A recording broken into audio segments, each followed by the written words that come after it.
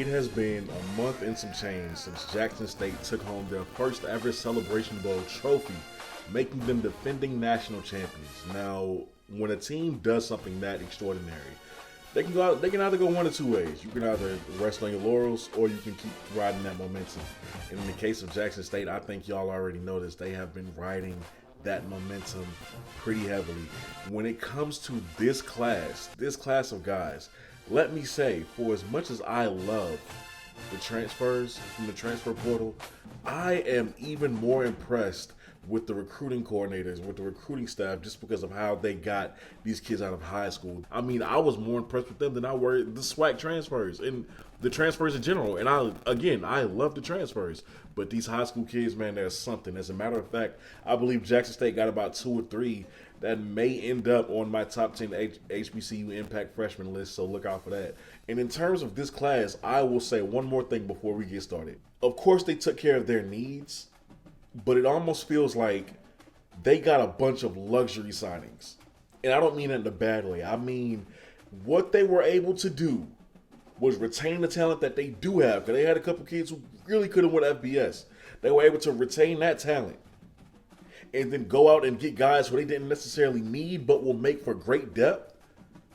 And now they have the best wide receiver room in HBCU as well as the best running back room in HBCU as a result of that. You have to give that staff credit. Now let's get into this recruiting class. So we are going to start it off with Keenan Christian, 5'10", 190-pound running back from San Diego State, a former 4-star recruit. Now, in his time in college, he has put up 1,280 yards all-purpose and 4 touchdowns for San Diego State. This guy's speedy. And when I look at him, I think about the fact that y'all are going to pair him with that loaded running back room, especially Travis Terrell. Now you got 2 speed merchants in that backfield. It's looking really dangerous right now. And you don't just have the speed merchants. You got the bruisers. You got everything that you want. Every type of back in that running back room. It's getting you off top. Next up, Jared Lockart, a guy who I just interviewed just 2 days ago. Jared Lockart, 6'4", 190-pound quarterback from Indian Trail, North Carolina. Now, if you go back and watch that interview that I did with him a couple of days ago, this kid fits Jackson State very well. And when I told him, I said, hey, man, when I watch your tape, I see shades of Cam Newton. That's exactly what he gives, and that's exactly what he even agreed on. Cam is one of his guys. He played for Cam in the 7-on-7 league. He tries to model his game after Cam Newton. And you know what, man? I think he's going to be a great QB piece of the future. Now, of course, he's not going to see the field this year. He'll probably be redshirted because you bring back Jacobian Morgan, your championship-winning quarterback. But I think Jared Lockart is the future of Jackson State. He's the future of HBCU. He's the future of the SWAC because he's 6'4", with a great arm, great accuracy, a great head on his shoulders, and he can evade pressure. He plays just like Cam Newton. After Jared Lockart, we got Corian Bowie. Now, a 6'4", 247-pound defensive lineman. Listen, I watched him, and I said a few things stuck out to me. His violent release. That kid has such a violent release, and he moves very well through those tackles, and that chase down speed. All 3 of those things makes for him to be a very dangerous individual on that defensive line. Mind you, this is a team who knows something about defensive line talent because all you did last season was create one of the best front sevens in FCS football. Those guys got after it. They were dominant. So adding Corian to the mix, he's going to be hell up that middle. Then we go to Quincy Ivory, a 6'3", 250-pound edge rusher from the University of Florida. Now, not much to see on him, but from what I did see, right, he's one of those splash guys because he's coming from the University of Florida. He's played in the SEC, so you expect him, just like a former guy you got, not comparing him to him, but you expect him to be on his stuff because he's coming from one of the best conference in college football. Quincy Ivory is a violent rusher from what I've seen from him. Now, again, he has that advantage because he's coming from the SEC. He's played against 4- and 5-star. He's practiced against 4- and 5-stars. So he should come with a little bit of bravado. You know what I'm saying? He should come with a little bit of confidence because he's played against this talent. He's a little bit more battle tested because of what he had to go through on a daily basis in practice. So we'll see what happens with him. Next up, Levi Wyatt, a 6'1", 190-pound DB from McNeese, totaling 33 tackles, a forced fumble, 7 pass deflections, in his career with McNeese. Now, this guy is a wild card. Love these types of DBs because they're after it. These are the types of DBs who will get a bunch of tackles if they can. These are the DBs who will do just as well in coverage. They are truly wild cards. They just love to play the game. They are physical. They can cover, but they're physical. He's a wild card. He's also uber athletic. I love his athleticism. I think he'll fit well into Jackson State secondary, and I also think this is what they need a little bit more of, right? If I had to be just a little bit picky, because last year it was Robert McDaniel who was that guy, but aside from that, the rest of the guys are really just cover guys. After Levi, we got Jeremiah Wilson, 5'9", 180-pound running back from Jackson, Mississippi. Now, when I saw this, I said, okay, he reminds me of Devontae Freeman. So I just love the way he's able to run between the tackles. Now, his speed, it looks like on tape, could use a little bit more developing, but everybody isn't going to be a burner. I think he has enough speed. I just think that's the area that he can get better in. I'm not saying, because he's not slow. I'm not saying that, right? But I just think that's the area that he can get better in. I will say, though, the center of gravity at which he runs that football allows him to hit those holes the way that he does, and that's what I love most about him. I love his run style. He runs with a low center of gravity. If you don't come correct when you're trying to tackle this kid, you're going to end up on his highlight tape. You're going to get run over. That low center of gravity, it works every time. Now, when it comes to the next guy, we got Mr. Kamari Rogers, one of the bigger signings again, right? DB from Mississippi State, the SEC, 6 feet, 180 pounds. Now, Kamari Rogers has a slender frame, but I do think he has great ball skills. And that's something that's been in his repertoire since high school. When you go back to that tape, I think he has great ball skills, and that slender frame. Oh, brother, this guy stinks! Could work in his advantage. I will say that Kamari Rogers is also used to working on the island, and again, he has been since high school. So I expect him to come in with that same mindset and to do that same thing and to regain that composure that he came into college football with. But after that, we got Tyreek Starks, the other quarterback, the older quarterback, the transfer from FAU. Now, Tyreek Starks is 6'2", 205. He played at FAU and Independence Community College. The thing I find most intriguing about him is that I do like his style of play as well. I mean, he was 39 for 63 and 69% completion percentage with 550 yards, 6 touchdowns, 2 interceptions during his time at FAU when he did get a chance to start, right? But right off the bat, just from a little bit of what I've seen, I can tell, number one, pocket vision, love it. Pocket mobility, love it, okay? First of all, not to stereotype him, but you can clearly look at him and tell he knows how to escape the pocket. Like, sometimes you can just tell with a quarterback automatically. He can escape the pocket if need be, but his presence and his eyes is always looking downfield.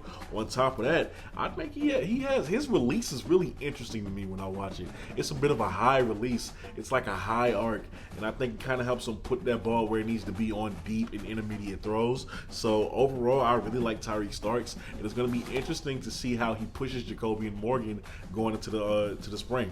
After Tyreek Starks, we got Denario Davenport, a guy who, again, adds to that deep running back room. He played at La Tech and Texas State, 6'1", 220. This is the definition of a downhill runner, ladies and gentlemen.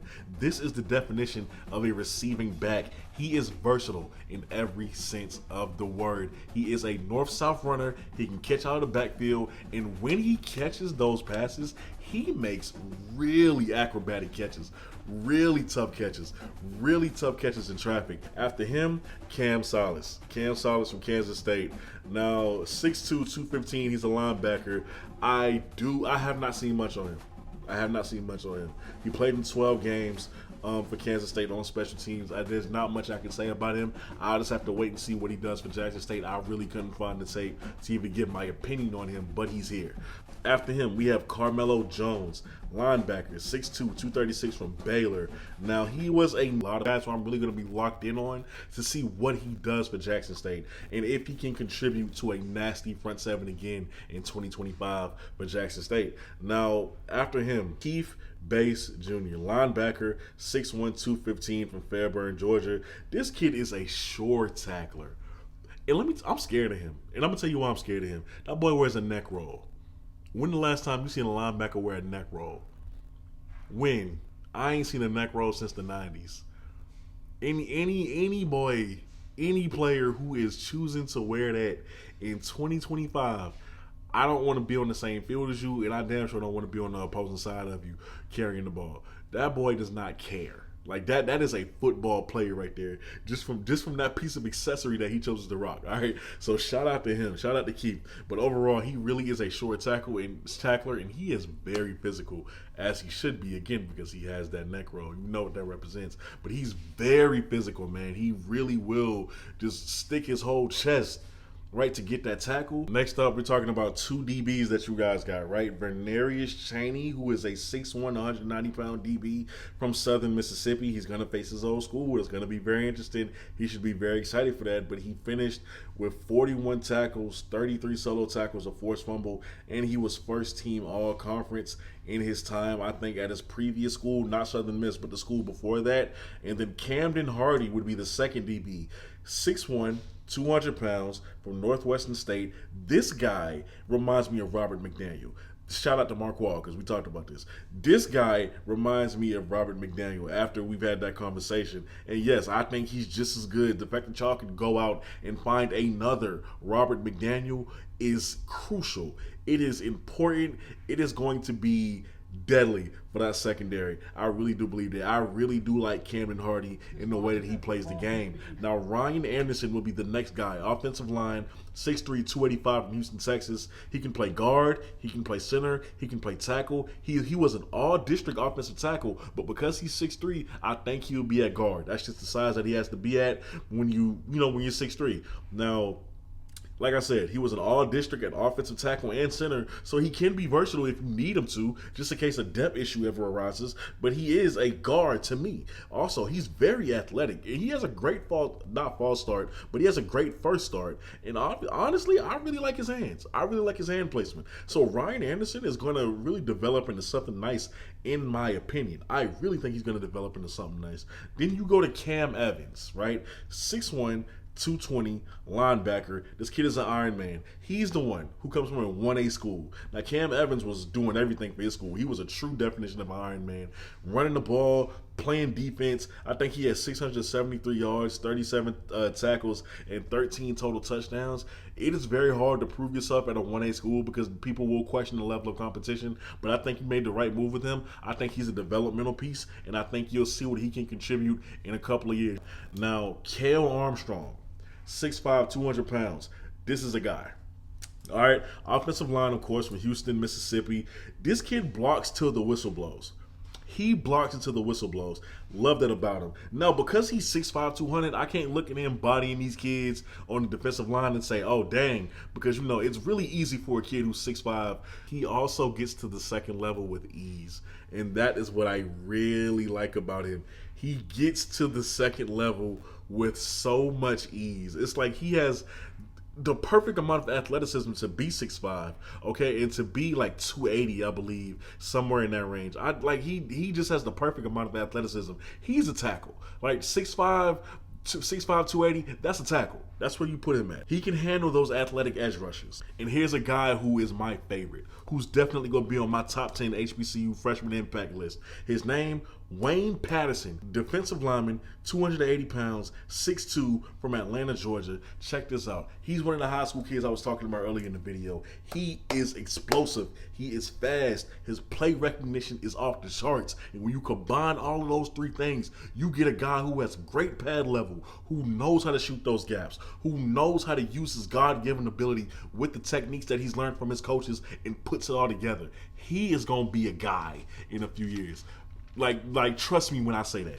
I'm putting that on wax right now. I believe that kid's gonna be a guy. That's my favorite as far as all the freshmen that y'all have brought in. Okay, so let's keep this thing going because I am running out of space. All right, Jalen Moore, linebacker, 6'2", 225 pounds from Oak Grove High School. Played in 12 games, total 62 tackles, 15 assists, 12 tackles for loss, 3 pass deflections, 5 sacks, 4 QB hurries, and interception. I mean, this kid did it all in his school. I like him though.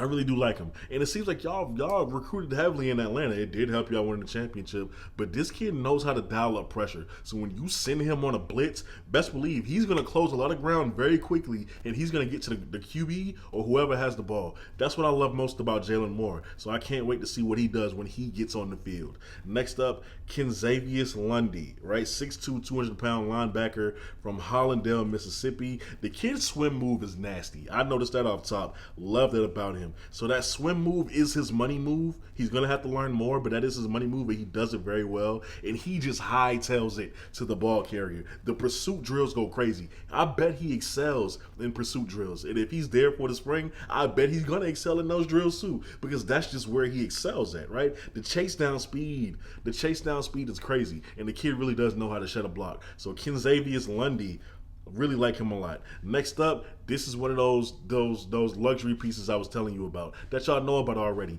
Nate Rembert. You didn't have to get this kid, but you did, and it makes you so much more dangerous as a team because of it. Nate Rembert, 5'8", 180 pounds, a all freshman, all SWAC wide receiver, first team all SWAC from Mississippi Valley. Guys, y'all know what he does. He's speedy. He's a home run threat. First team all SWAC, over 1,000 yards, 1,038 to be exact, and